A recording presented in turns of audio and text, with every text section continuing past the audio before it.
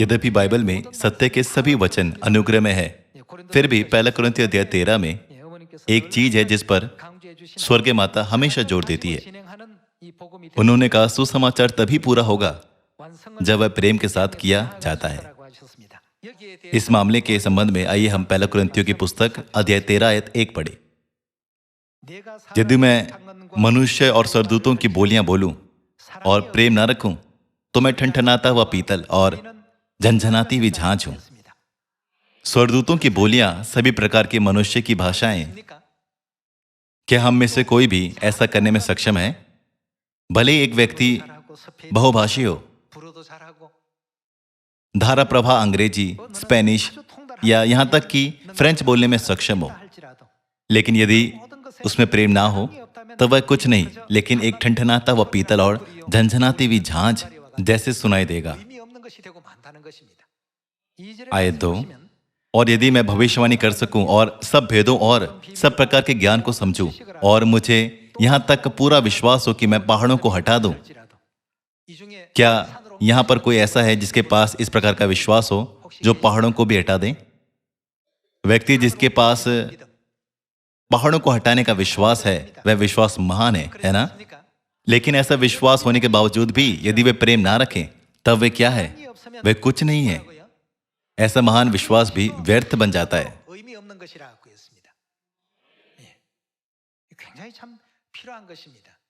आइए हम आयत 3 पढ़ें। और यदि मैं अपनी संपूर्ण संपत्ति कंगालों को खिला दूं या अपनी देह जलाने के लिए दे दूं और प्रेम ना रखूं तो मुझे कुछ भी लाभ नहीं। प्रेम धीरजवंत है और कृपालु है। प्रेम डाह नहीं करता, प्रेम अपनी बढ़ाई नहीं करता और फूलता नहीं। वह अनरीति नहीं चलता, वह अपनी भलाई नहीं चाहता, झुंझलाता नहीं, बुरा नहीं मानता, कुकर्म से आनंदित नहीं होता परंतु सत्य से आनंदित होता है। वह सब बातें सह लेता है, सब बातों की प्रतीति करता है, सब बातों की आशा रखता है, सब बातों में धीरज धरता है। प्रेम कभी टलता नहीं। भविष्यवाणियां हो तो समाप्त हो जाएगी। क्या यह सच नहीं कि जब हम स्वर्ग जाएंगे तब भविष्यवाणियों का कोई अर्थ नहीं होगा? ऐसा एक दिन होगा जब भविष्यवाणी समाप्त हो जाएगी और पृथ्वी की सभी भाषाओं की और अधिक आवश्यकता ना होगी। उस दिन जब हम स्वर्ग जाएंगे तब सभी ज्ञान जिसे हमने इस पृथ्वी पर इकट्ठा किया है व्यर्थ हो जाएगा। लेकिन परमेश्वर ने प्रेम के बारे में क्या कहा? वह कभी समाप्त नहीं होगा। आयत 13 में लिखा है कि पर अब विश्वास, आशा, प्रेम ये तीनों स्थायी हैं, पर इनमें सबसे बड़ा प्रेम है। सबसे बड़ा क्या है? प्रेम। हमें हमारे विश्वासी जीवन में विश्वास और आशा की आवश्यकता है और हमें प्रेम की भी आवश्यकता है। लेकिन वचन कहता है कि इन तीनों में सबसे बड़ा प्रेम है। हम आसानी से कह देते हैं आइए हम सुसमाचार को इस प्रकार करें या आइए आज हम इस क्षेत्र में जाएं और इस तरह प्रचार करें।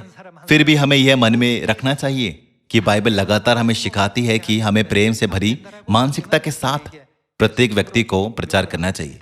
आइए हम आगे बढ़ें और कुलुस्सियों की पुस्तक अध्याय 3 आयत 12 पढ़ें।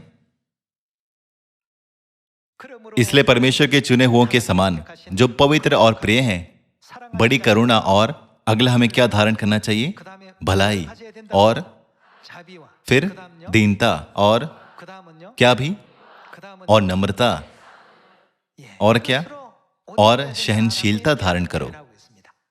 यह कहता है कि हमें बड़ी करुणा होनी चाहिए, हमें भलाई भी होनी चाहिए, हमें दीनता होनी चाहिए, साथ ही साथ हमें नम्रता भी होनी चाहिए और हमें सहनशीलता होनी चाहिए।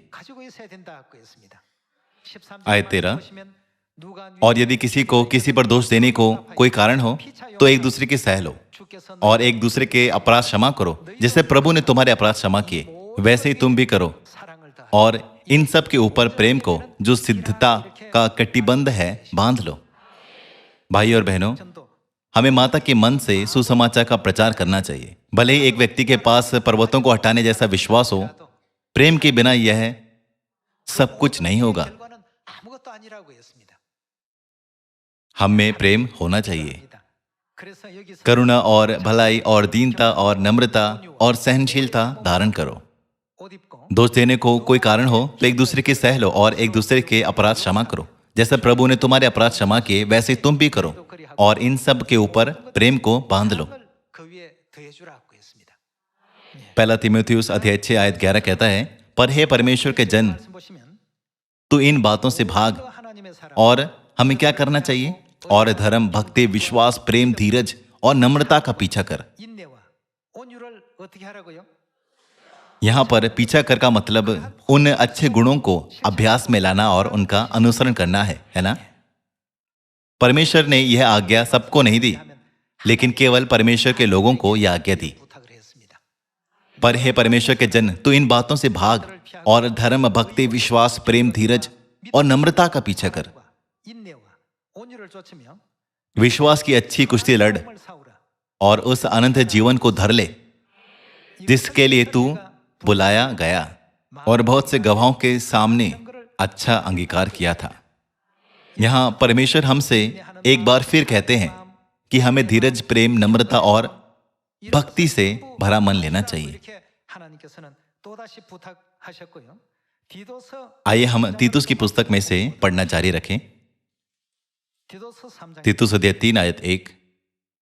너는 저희로 하여 लोगों को सुधि दिला कि हाकिमों और अधिकारियों के अधीन रहे और उनकी आज्ञा माने और हर एक अच्छे काम के लिए तैयार रहे। 아무도 해방 किसी को बदनाम ना करें, झगड़ालू ना हो, पर कोमलता स्वभाव के हों 온유함을 और सब मनुष्य के साथ बड़ी नम्रता के साथ रहें। 하게 하라고 했습니다. यहाँ पर हम एक बार फिर से देख सकते हैं कि सब कुछ कोमलता और प्रेम से किया जाना चाहिए। कुछ सोच सकते हैं क्योंकि हम परमेश्वर पर विश्वास करते हैं तब क्या सिर्फ सबत और फसा मनाना काफी नहीं? क्या वाकई हमारा स्वभाव भी बदलने की आवश्यकता है? बाइबल हमें यह करने को सिखाती है। मुझे आशा है कि हम सब स्वर्ग की संतान बनेंगे जो उन आज्ञाओं को महसूस करते हैं जिसे परमेश्वर ने हमें दिया है, ताकि हम उसे अभ्यास में ला सकें। आपका बहुत बहुत धन्यवाद। परमेश्वर आपको आशीष दे।